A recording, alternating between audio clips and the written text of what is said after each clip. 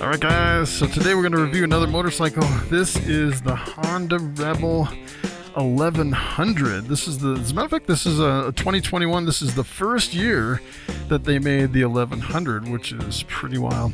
And look at the difference between this bike and the African Twin that I just got off of. That thing is huge. This one's more like a cruiser bike.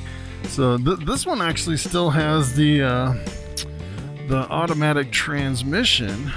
And the key, looks like the key is down here. Let's see if we can start this thing up.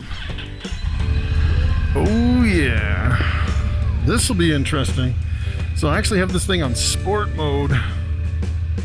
Let's see if I can back up here. This is so much different than that big monster African Twin. Wow. All right, so this time I'm going to adjust the mirrors before I actually take off here.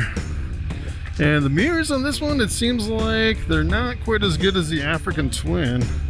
Not as big, can't see as much, but it actually clears me so I can see. All right, so there's no clutch, no shifter. Oh, this is kind of weird down here. That's interesting. Look at this tank. The tank looks like a little bubble, which is, my knees are almost too big for this bike. All right, so let's see. We go into drive. This is no clutch. No clutch, no shifter. This is really wild. All right, guys. Wow. So first impression, I am 6'4", and I feel like this bike, I feel like it's too small for me. I feel like I could use a bigger bike. Of course, I'm coming off of really big bikes. I drive a Dyna Street Bomb, which is a really big bike. And I just came off that African Twin. Ooh, so first impression, the suspension's pretty stiff on this. Compared to, well, it's hard to compare it to anything really. Because I just came off of that African Twin. Ooh, pretty nice, pretty nice. It's pretty controllable, not too bad. Oh, so this one actually revved up a little bit more. Well, I think it's because I'm in sport mode and it's shifting completely different than that Africa Twin, which is pretty wild. All right, so we might actually get drenched on this ride. All right, so the kind of the weird thing about this is I'm sitting pretty far more forward than you normally sit in kind of a cruiser. I thought it'd be more of a kind of a cruiser, more of a relaxed kind of a stance. I definitely feel like this bike's too tall or too small for me. Like I'm too tall for for a shorter person. I think this would be ideal. As a matter of fact, this feels really similar in stance to the Street 500. I actually went through the Harley Davidson MSF course, which is a 3-day training. And let me tell you, for like 2 days straight, I think we got like 10 hours of ride time on the Street 500. And this feels almost exactly, maybe slightly more forward of a stance than the Street 500. Of course, this is twice the power. This is an 1100, which, oh yeah, this has a lot of power. This almost has scary power. So this bike has no fairing, no windshield, just straight wind coming straight at me, which is like a cleaner wind. Oh, look at that lightning up there. I got a bad feeling about this, that we're gonna get completely drenched. You know what? Now that I'm on the road, it seems like the suspension is a lot smoother. I don't know, hit that bump. It seemed pretty firm. Let's say it's a good suspension, but it's just more firm. It's not like really cushy like you're, driving down the road on a Cadillac, which is, I think, pretty typical of a lot of your cruiser motorcycles. I'd say it's pretty comfortable. It seems a lot more stable than than the African Twin on the road, and it doesn't seem as buzzy as an African Twin. So on that one, it seemed like we were driving down the road, it's almost like the handlebars were vibrating, where you can actually feel, I don't know if it was the vibration of the road or the vibration of the engine or a little bit of both, but it seemed like the handlebars were buzzy about 50 miles an hour. On this one, it seems a lot smoother, not buzzy at all in the front end, and a lot more stable, not quite as twitchy as that African Twin. Of course, my Dyna Street Bob, it kind of has the front end kind of raked out, and I have a really skinny tire in the front, and that seems like my bike is really super twitchy compared to this one. It seems like most bikes are a lot more stable on the highways. If you actually look at the front tire on this one, the front tire is pretty thick. It's just kind of weird where the pegs are. I feel like this bike is just too small for me. I really like this round dash with all the displays. You can see it really good. It has a lot of information on it. It has a completely different stance, let me tell you. It's got so much power, I can't believe it. Super power on this one. Alright, so let's see, we're going 38. I really want to get up to the highway and bring it up to like 60, 65 to see what it feels like on the highway. A lot of people, you know, they buy a bike like this. This is kind of like, I'd say it's kind of like a bar hopper going from, you know, in town. Although most people would recommend drinking alcohol and riding a motorcycle, you don't really want to use it as a bar hopper. But that's just kind of what they call it, the in-town type of ride. Man, this bike has a lot of power. I'm almost afraid to give it too much gas. It just has almost an unlimited amount of power, and it almost seems like too much power for the bike, because it's pretty incredible. Although, you know, it seems like when you first get on a bike, it seems like you have a lot of power, and then after you get used to the bike and you've been riding it for a while, I think you start wishing for more power once you get more comfortable on the bike. But yeah, this is pretty nice, pretty super stable. And even though the bumps are firm, I'd say it's not really a bad suspension. It is a pretty nice suspension on this bike.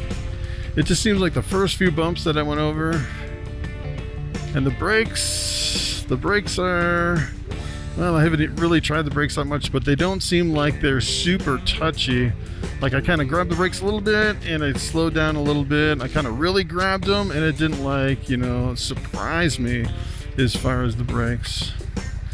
And as a matter of fact, I'll actually put all the specs on this one below. If you go down below this video and expand the description, I'll put all the specs and the horsepower and everything. So I think this bike, I think it only weighs like 500 pounds, which is pretty amazing for the size of the engine for an 1100.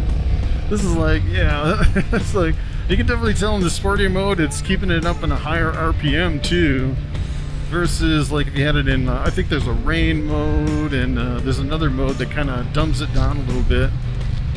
And I think that's kind of what I had on the African Twin. I was kind of thinking, man, this really shifts a little bit too soon and keeps it at a lower RPM, and I think that's based on what mode that you actually put it in. Let me see if I can find the blinkers. Yes, we have blinkers. Yeah, I realized, let's see, on this turn. Oh yeah. You have to press a little bit more than in some bikes, but it's really still pretty maneuverable. It doesn't have auto off on the blinkers. So I've been driving Harley Davidsons. It seems like standard on Harley Davidson. On my bike, on my 2007 Dyna Street Bob, the blinkers automatically turn off. On this one, let's see. I gotta go, let's see. I have to find the blinkers. Get out of this lane. Yeah, that's got some crazy power, which is pretty wild. going about 46. I don't know why, but it seems like 46 seems really fast on this bike. I think because there's no windshield, which is kind of crazy. All right, so we are gonna go on the highway, 65. Let's see what it's like on the highway. So we're going about 45. It seems like, I don't know why, but it seems like 45 in this bike seems like it's like 60 on another bike, which is pretty surprising. It seems like you're going a lot faster than you actually are. I don't know what it is with this bike. Either that it's just a smaller bike, or there's no windshield, or what. It seems pretty solid around the corners. No problem at all going around the corners. All right, so this is going to be kind of crazy.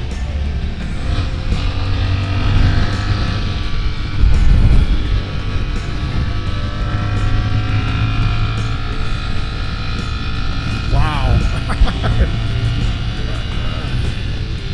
It seems like that can't be the top gear. That can't be. I think I hit something where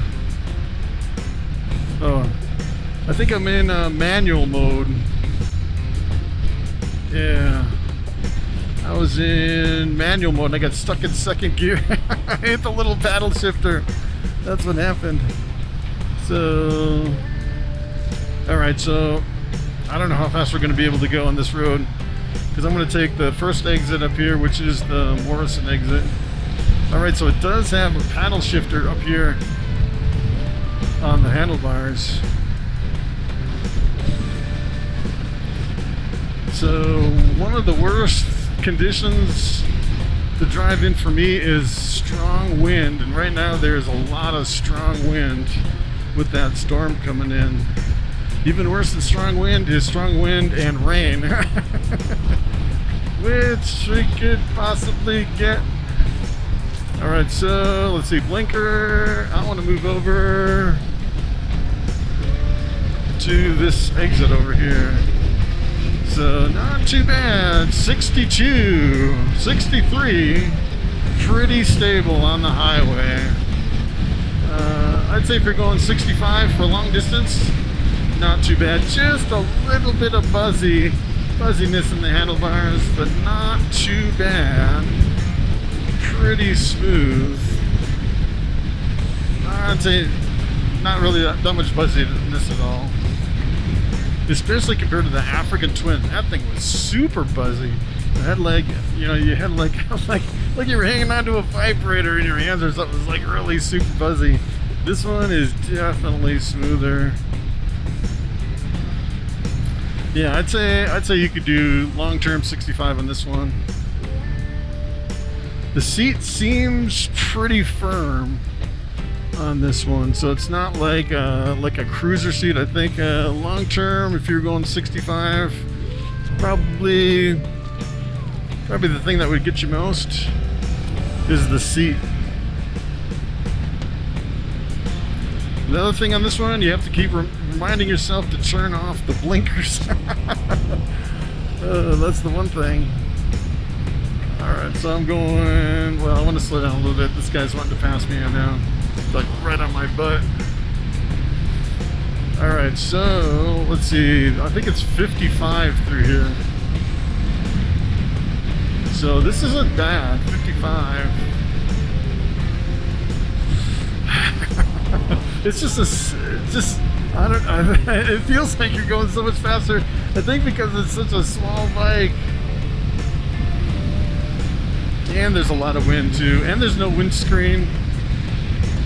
It's a pretty good stance too, as far as not being too far forward, but just enough forward to where you can kind of slightly lean into the wind. It's almost like the perfect stance as far as the seating position. Although for me, it seems like my legs are just too long for this bike.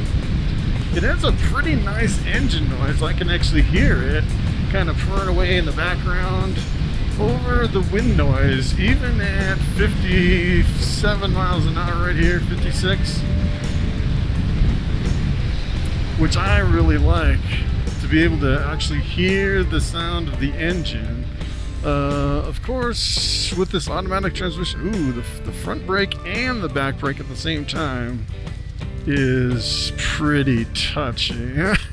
This bike, it just seems really small for me. It's it's funny when I stop, it's like a really super small bike. Well, that was interesting because I was in manual mode and I pulled up the stoplight and it automatically switched over to automatic. I was wondering about that, if I had to hit a button to go from manual to automatic, but it looks like it switches automatically. So yeah, this is a really fun bike. I don't know, something about that transmission, the dual clutch transmission, the DCT being automatic, and just starting out from a stop is so nice because it just kind of rattles right through the gear and just jumps off the start when you take off from a stop. I'd say it's probably one of the best things about this transmission. It's taking off from the from a start. So yeah, this bike is definitely too small for me. The other thing I noticed about this bike is it has mid controls on it, and normally, like on my Dyna Street Bomb, I have forward controls and my feet are way in front of the engine. On this one, I can actually feel the heat of the engine on my leg. It's not like really hot, but it seems like when the wind blows a certain direction, kind of coming in from the side, I can kind of feel it on the left side of my leg, just kind of the heat of the engine, which it's just kind of weird for me. It's not a problem, I've just never really felt it before. Oh, downshift's pretty good, and engine brake's pretty good. It seemed like the African Twin with the same transmission had a little bit more engine braking, but yeah. This bike this bike is so fun. You don't even have to, it's like you're free to not even think about shifting or braking or anything. It's like I'm not even braking, it's just all engine brake. I'm not shifting, I'm not pulling in the clutch. It's like you don't worry about anything, you just go. It's almost like cheating. It's pretty amazing.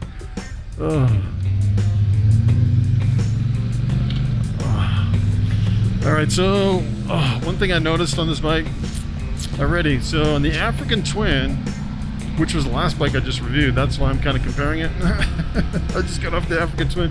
The African Twin was perfect for my height and the seat was super comfortable.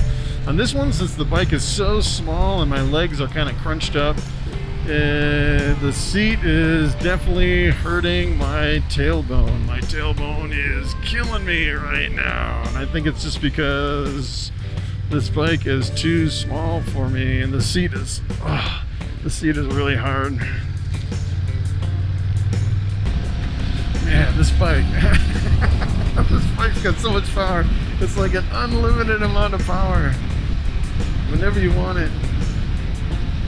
And I think it gets there's a little bit of buzziness, but I think it's from the engine being at a higher RPM. So I have it in sport mode. Actually, I have it in 6th gear. We're going 53 miles an hour, and let's see, the RPM are about just a little over 3,000. So not too bad. I really like those blinkers because you turn and then it has like a cancel button. If you just click right on the blinkers and you can feel it click, you can feel it cancel, which I really like. Yeah, this bike has so much power. So yeah, in sport mode I find that it doesn't shift quite like I want it to shift, and I find myself manually shifting, kind of getting it out of those high RPMs so it's not as buzzy in the handlebars.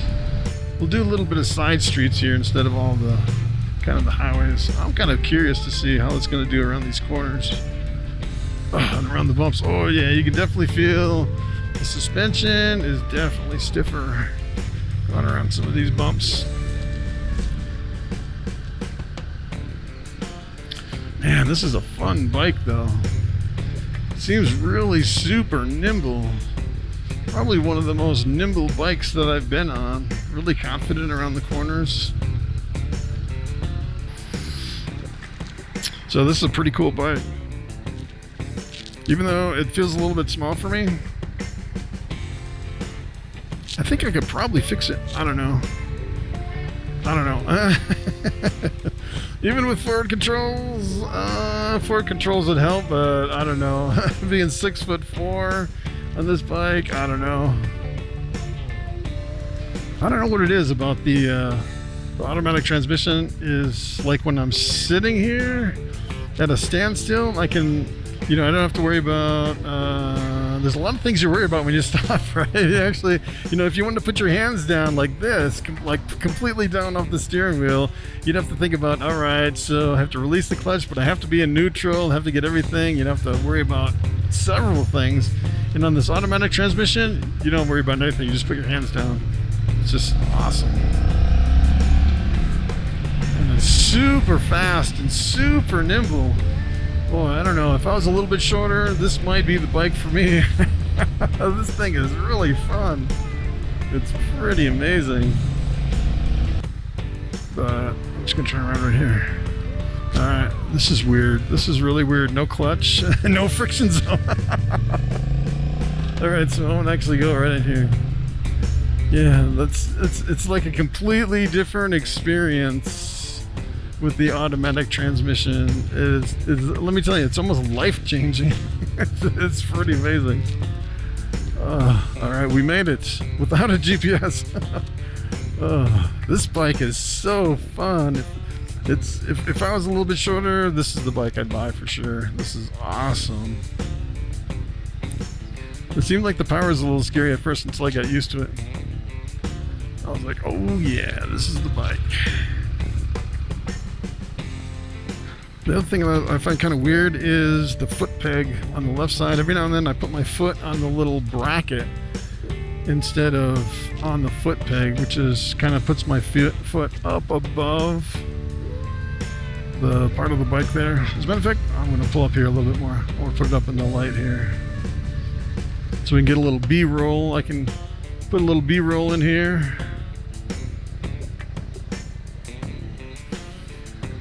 All right. So there you have it. Oh, that's kind of interesting. We have it's water cooled. You can still hear a fan in there from the water cool pump there, and then the key. Oh, the key actually turns it off. I don't know if you'd want to keep the key on and let it cool down a little bit. Probably. I'm thinking you might want to keep the key on. So there you have it. That is the Honda Rebel 1100, guys. That is a really awesome bike.